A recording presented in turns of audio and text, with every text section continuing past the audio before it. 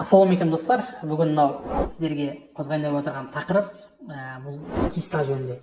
Бүйректе кездесетін киста. Осы киста дегеніміз не? Алдын осы киста тоқталып кететін болсақ, киста дегеніміз яғни бір түзілім, оның ішінде сұйықтығы бар. Бұл әрқилы жерде кездесуі мүмкін. Бүйректе кездесіп жатады, болмаса әйелдің ағзасында кездесіп жатады, болмаса еркектің ағзасында кездесіп жатады. Енді осы бүйректе кездесетін кистаға тоқталып кетейік. Бұл не себепті кездесуі мүмкін? Біріншіден, бүйрек жолдарындағы қабыну ауруларының жиі болуына байланысты осы кистаның, яғни бүйректің сыртында түзіледі. Бұл бүйректің сыртқы тұсында әртүрлі полюстерінде орналасуы мүмкін. Бұл кистаның ішінде мөлдір сұйықтық болады, сарсу болуы мүмкін. Әртүрлі сұйықтықтың осы кистаның ішіндегі қапшыққа жиналуы, ол әрине еркектің болмаса әйел ағзасының осы кистасының түзілуіне алып келеді. Енді осы кистаның классификациясына келетін болсақ, бірінші солитарный киста, жалғыз киста болуы мүмкін, бір ғана киста. Оң бүйректе болмаса сол бүйректе кездесуі мүмкін. Орналасуы бірінші жоғарғы сегментте, одан ортаңғы сегментте, төменгі сегментте кездесіп жатады. Полюс деп атаймыз, жоғарғы полюсте, ортаңғы полюсте, төменгі полюсте. Екінші множественный киста, яғни бір емес бірнеше киста, 3 киста, 5 киста, 4 киста әрқалай себепке байланысты көбеюі мүмкін. Енді мұның емдеу жолдары дейміз, тексеру жолдары. Әрине киста көбінесе адамның жанына көп бата бермейді. Бұл кистаны случайно дейміз ғой, кездейсоқ анықтап жатамыз. Бүйрегіміз о жерге түсірген кезде, болмаса бір медосмотр өтіп жатқан кезде ғана анықтап біліп жатамыз.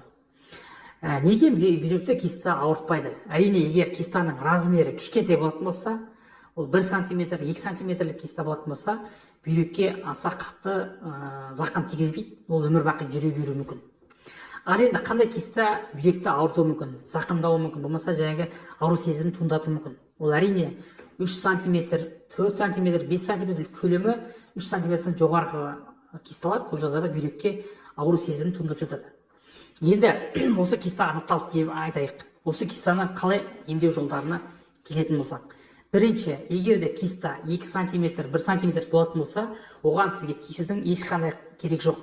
3 сантиметрге кистаға негізі оперативтік ем шара жасалынбайды. Оны тек қана бақылап отырып, жылда ОЗИ-ға түсіріп отыру керек. Егер де 3 сантиметрден жоғары киста кездесетін болса, егер бүйрек жолдарында қабыну туындататын болса, ауру сезім туындататын болса, әрине бұл кистадан арылу керек. Ең бірінші жолы бұған пункция, яғни бүйректің кистасын іштегі сарысуды сорып алатын арнайы әдіс бар. Сол арқылы бүйректегі сарысуды кистаны сорып алуға болады. Екінші әдісі, ол әрине операция жасау арқылы, лапароскопиялық операция жасау арқылы, яғни лапароскопия арқылы осы кистаны жарып, сол жердегі сұйықтықты шығарып, сіздің ағзаңыздағы осы кистадан арылуға болатын екінші жол. Әрине осы ауруларды алдын алу әрқашанда бізге керек, әрқашанда біз алдын алып жүрміз керек.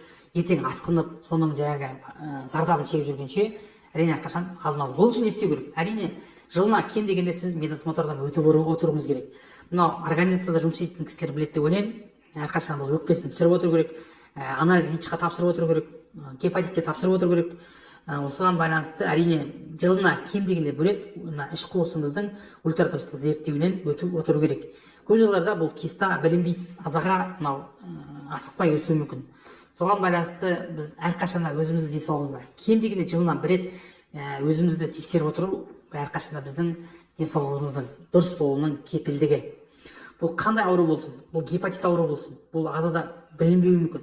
Әрине, қай кезде білінеді? Көз сарғайған кезде, болмаса бауыр ұлғайып кеткен кезде ғана біліп жатамыз.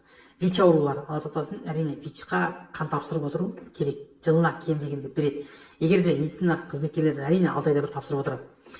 Одан басқа да аурулардың алдын алу біздің өзімізге байланысты. Әрқашанда денсаулығымызды күтіп жүрейік.